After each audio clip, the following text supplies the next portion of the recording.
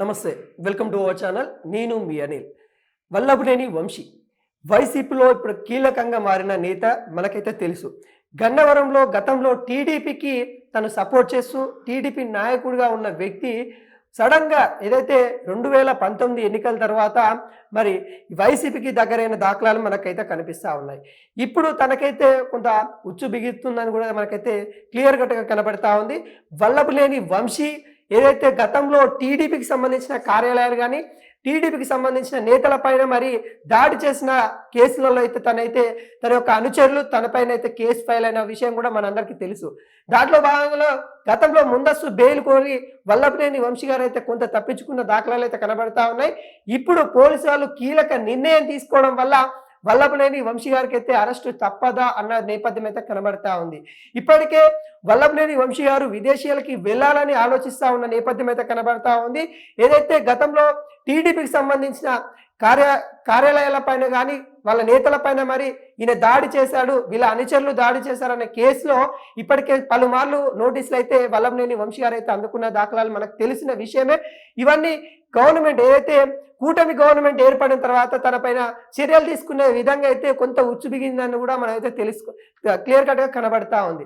ఎందుకంటే గన్నవరంలో క్లియర్ కట్గా మనకు తెలుసు తను గతంలో కూడా టీడీపీలో కీలక నేతగా ఉండే. సడన్గా తన యొక్క వ్యవహారాల శైలి కానీ లేకుంటే తాను వైసీపీకి దగ్గరైన విధానం కానీ టీడీపీకి సంబంధించిన కొంతమంది నాయకులు అయితే జీర్ణించుకోలేకపోయారు. ఆ నేపథ్యంలో కొంతమంది టీడీపీ అంటే వైసీపీలో తను వెళ్ళడం వల్ల వైసీపీకి సంబంధించిన నేతలు టీడీపీలోకి కూడా రావడం అయితే జరిగింది. ఈ నేపథ్యంలో ఫిరాయింపులు అంటే వైసీపీకి సంబంధించిన నేతలు ఇటు టీడీపీ రావడం, టీడీపీకి సంబంధించిన నేతలు వైసీపీకి పోవడం వల్ల ఎవరైతే వల్లభనేని వంశీ ఉంటారో తన నచ్చని వర్గానికి సంబంధించిన వాళ్ళపైన అయితే మరి వీళ్ళ అనుచరులు ముఖ్యంగా వల్లభనేని సంబంధించిన వాళ్ళ అనుచరులు టీడీపీ కార్యాలయం పైన దాడి చేసిన సంగతి మనందరికీ తెలుసు. అక్కడ మాట్లాడిన విధానం కానీ ఏదైతే చంద్రబాబు నాయుడు పైన వ్యాఖ్యలు కానీ ఏదైతే వల్లభనేని వంశీ గారు ఏదైతే చంద్రబాబు నాయుడు గారి వాళ్ళ సతీమణిని కూడా అనేక విధాలుగా దుర్భాషలాడిన సంఘటనలు మనం చూస్తాం. ఈ అన్నిటి మీద కానీ ఒక్కొక్క కేసు అంటే ఇప్పుడు దాదాపుగా ఇటు టీడీపీ సంబంధించిన నాయకులు కేసు పెట్టారు. అదేవిధంగా కొన్ని చట్టాల కింద తనైతే కేసు అంతకుముందే ఫైల్ అయిన దాఖలాలు అయితే మనకు తెలుసు. అంటే ఈ వల్లభనేని వంశీ గారు గతంలో వైసీపీ తన ఏదైతే రాష్ట్రం ఉంది కదా, ఆ ప్రభుత్వం ఉంది కదా అని తను చేసిన కార్యక్రమాలు ఏవైతే ఉన్నాయో ఒకేసారి గవర్నమెంట్ పడిపోయిన తర్వాత అంటే వైసీపీ గవర్నమెంట్ పోయి ఇప్పుడు టీడీపీ కూటమి గవర్నమెంట్ వచ్చిన తర్వాత మరి ఈ రోజే మరి కూటమికి సంబంధించిన నాయకులు మళ్ళీ వల్లభనేని వంశీ చుట్టూ కొంత తిరుగుతున్న దాఖలాలు అయితే కనబడతా ఉంది. తను చేసిన వ్యాఖ్యలు కానీ తన పైన ఇప్పుడు ఏదైతే ఈ గన్నవరంలో సంబంధించిన కార్యక్రమాలలో తను ఏ విధంగా ఇన్వాల్వ్మెంట్ అయ్యారు, తను ఏ విధంగా తన యొక్క అనుచరులను పెట్టి మరి నిజంగా వల్లభనేని వంశీ గారు తన యొక్క అనుచరులను పెట్టి మరి అక్కడ చేసిన కార్యక్రమాల అన్నిటి గురించి కూడా పోలీసు వాళ్ళైతే దర్యాప్తు చేస్తున్న నేపథ్యం అయితే కనబడతా ఉంది. ఇప్పటికే వల్లభనేని వంశీ గారు వేరే విదేశాలకి వెళ్ళిపోవాలని ఆలోచిస్తున్నట్టు కూడా తెలుస్తూ ఉంది. ఇప్పటికీ వాళ్ళ నేత ఎవరైతే సిపి నేత ఎవరైతే జగన్ గారు ఉన్నారో తన ఆదేశాల మేరకి తను ఇక్కడ కొన్ని రోజుల వరకు ఉండకుండా విదేశాలకు వెళ్ళాలని కూడా కొంచెం ప్రయత్నిస్తున్నట్టు కూడా తెలుస్తూ ఉంది. అంటే ఇప్పటికే తెలుసు వైసీపీకి సంబంధించిన నాయకులందరూ కొంత మంది అయితే ప్రజలకు కొంత దూరం ఉన్న దాఖలాలు కనబడతా ఉన్నాయి. ఎందుకంటే ఒకేసారి గవర్నమెంట్ పోవడం వల్ల గతంలో వాళ్ళు చేసిన తప్పుల వల్ల ఇప్పుడు కొంతమంది కూడా మనం చూస్తూ ఉన్నాము. ఎవరైతే శ్రీరెడ్డి లాంటి కానీ లేకుంటే మొన్ననే ఆర్జీవీ లాంటి వాళ్ళు కానీ వీళ్ళందరినీ చూస్తూ ఉన్నాం. ఏదైతే గవర్నమెంట్ వైసీపీ ఉంది కదా అని వాళ్ళకి ఇష్టం వచ్చినట్టు మాట్లాడడం కానీ సోషల్ మీడియాలో పోస్టులు పెట్టడం కానీ ఇవన్నీ చూస్తూ ఉన్నాయి.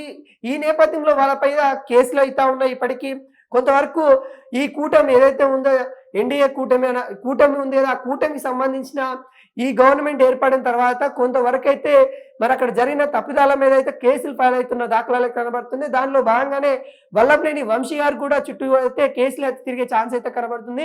ఏ క్షణమైనా అరెస్ట్ అయ్యే ఛాన్సెస్ అయితే కనబడతా ఉన్నాయి. ఎందుకంటే ఇప్పటికే తను ముందస్తు బెయిల్ గురించి మరి పోలీసు వాళ్ళు సంచలన నిర్ణయం తీసుకున్నారు. తన యొక్క బెయిల్ కొంతవరకు అయితే కోర్టు కూడా ఆలోచిస్తున్న నేపథ్యం అయితే కనబడుతుంది. నిజంగానే మరి అరెస్ట్ అవుతాడా కాడా అనే విషయాల మీద కూడా కొంతవరకు అయితే కోర్టులో కూడా సంచలనమైన నిర్ణయాలు రావడము, తనకి అనుకూలంగా రాకపోవడమే వల్లభనేని చుట్టూ ఈ రాజకీయం కొంత తిరుగుతుంది. గన్నవరంలో తనపైనే కొంత రాజకీయవంత వర్గాలైతే చర్చనీయంగా జరిగినట్టు కూడా మనకైతే క్లియర్ కట్గా కనబడతా ఉంది. గతంలో చంద్రబాబు నాయుడు గారిని విమర్శ అంటే ముఖ్యంగా ఇది ఏదైతే దాడి ఉందో టీడీపీకి సంబంధించిన కార్యాలయం పైన దాడి చేసిన సంఘటన కానీ, లేకుంటే డిప్యూటీ సీఎం గారి పైన చేసిన వ్యాఖ్యలు కానీ, లేకుంటే ఇక వైఎస్ఆర్ సిపి పార్టీ అండ చూసుకొని గతంలో తను చేసిన అరాచకాలన్నీ ఇప్పుడు ఒకటి ఒకటి బయటకు వచ్చే దాఖలాలు అయితే కనబడతా ఉన్నాయి. ఇప్పుడు ముందుగా ఏదైతే టీడీపీ కార్యాలయం పైన దాడి చేసిన ఘటనలో అయితే తనకైతే కొంతవరకు అయితే పోలీసులు విచారణ చేపట్టడానికి ముమ్మరస్సు చేస్తున్నట్టు కూడా మనకైతే కనబడతా ఉంది. ఈ నేపథ్యంలో మరి ఎటు వెళ్ళాలి, ఏం చేయాలనే ఆదేశాల మేరకు అయితే వైసీపీ నాయకుల్ని చర్చించే దాఖలాలు అయితే వల్లభనేని వంశీ గారు అయితే కనబడతా ఉన్నారు. ఒకవేళ విదేశాలకి వెళ్తే పోలీసు వాళ్ళ చర్య ఏ విధంగా ఉంటుంది, ఇంకా బలవంతమైన చర్యలు ఉండబోతున్నట్టు కూడా క్లియర్గా కనబడతా ఉన్నాయి. ఎందుకంటే తను తప్పించుకునే ప్రయత్నం గతంలో కొన్ని రోజుల నుండి అయితే చేయడం అయితే జరుగుతూ ఉంది. ఎందుకంటే మనం చూడొచ్చు, ముందస్తు బెయిల్ అప్పీల్ చేసుకోవడం ఇంకా ఏంటి, తను అరెస్ట్ అవుతా అని ఆలోచన తనకి ముందే రావడం, తనకు సంబంధించిన అనుచరులు ముందే చెప్పడం, ఇప్పటికే తనకు సంబంధించిన అనుచరులు జైల్లో ఉన్న సంగతి కూడా మనకు తెలుసు. ఈ సంగతులన్నీ అన్ని పరిగణలోకి తీసుకొని తను విదేశీయాలకు వెళ్ళాలని కూడా కొంత ఆలోచిస్తున్న నేపథ్యం అయితే కనబడతా ఉంది. ఈ గన్నవరంలో ఏదైతే టీడీపీ నేత కాసినేని రంగబాబు ఎవరైతే ఇప్పుడు టీడీపీలో ఉన్నారో వాళ్ళిద్దరికీ ముందు నుండి పొత్తు కుదరట్లేదు. ఎవరైతే కాసినేని రంగబాబు ఎప్పుడైతే టీడీపీలోకి వచ్చాడో అప్పటి నుండి ఈయన వైసీపీ వైపు వెళ్ళడము, వైసీపీ వైపు వెళ్ళి తను ఊరికే ఉండలేక ఎవరైతే వల్లభనేని వంశీ గారు ఊరికే ఉండకుండా ఈ టీడీపీకి సంబంధించిన కార్యాలయం పైన, వాళ్ళకి సంబంధించిన నాయకుల పైన, చిన్న చిన్న లీడర్ల పైన కూడా వాళ్ళ యొక్క అనుచరులను పెట్టి దాడి చేపించిన ఘటనలు ఇప్పుడు కనబడతా ఉంది. ఇప్పటికే వాళ్ళ యొక్క అనుచరులు పోలీస్ స్టేషన్లలో ఉన్న మాధ్యమాలు అయితే మనం అయితే కనబడతా ఉన్నాయి. అదేవిధంగా ఇప్పుడు కూడా వల్లభనేని వంశీ గారిని అయితే ఎప్పుడైనా అరెస్ట్ చేయొచ్చు అనే దాఖలాలు అయితే మనకైతే క్లియర్ కట్గా కనబడుతుంది. కొంతవరకు అయితే గన్నవరంలో రాజకీయం వైసీపీ వర్సెస్ టీడీపీ కూటమి అన్నట్టుగా అయితే క్లియర్ కట్గా కనబడతా ఉన్నాయి. గతంలో కూడా మనకు తెలుసు, ఏదైతే ఏపీలో రెడ్ బుక్ అనేది ఎవరైతే ఏ అరాచకాలు చేశారో, ఏ తప్పులు చేశారో వాటిని అన్నింటినీ రెడ్ బుక్ అయితే నోట్ చేసుకోవడం అయితే జరిగిందని గతంలో ఉన్న మంత్రివర్గులు చెప్పడం అయితే జరిగింది. అంటే ఆ రెడ్ బుక్లో ఉన్న దాఖలాల ఈ వల్లభనేని వంశీ పేరు కూడా రెడ్ బుక్లో ఉన్నట్టే కూడా క్లియర్ కట్గా కొంతవరకు అయితే కనబడతా ఉంది. ఎందుకంటే తను గతంలో చేసిన వ్యాఖ్యలు కానీ, తను చేసిన ఏవైతే దాడులు కానీ వాటిని అన్నింటినీ ఖండిస్తూ టీడీపీ సంబంధించిన నాయకులు ఈ చర్యలు తీసుకుంటున్న నేపథ్యం అయితే కనబడుతుంది. ఒక్కొక్కటి విచారణకైతే చేపట్టనున్నట్టు కూడా క్లియర్గా కనబడతా ఉన్నాయి.